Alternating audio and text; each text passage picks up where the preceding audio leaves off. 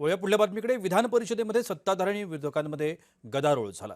शेतकऱ्यांचा मुद्दा मांडताना अंबादास दानवे आक्रमक झाले. जलसंधारणामध्ये काय सुरू आहे हे सांगणं माझं काम, असं दानवेंनी यावेळेला म्हटलं.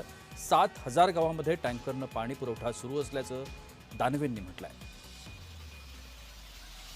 आपण जलयुक्त शिवाराच्या गोष्टी करतो, जलसंधारणाच्या गोष्टी करतो. काय स्थिती आहे जलसंधारणाची? 7,000 आणि 8,000 टँकर या महाराष्ट्रात चालू आहे. तुम्ही मोठ्या टिमक्या वाजवता की राज्य सरकारची ही योजना सुरू झाली, जलसंधारण असं केलं. काय केलं तुम्ही?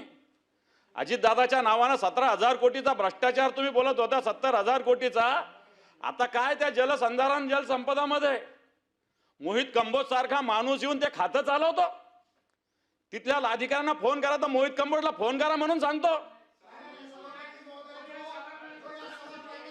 यांचा कोण लागतो मोहित कंबोज?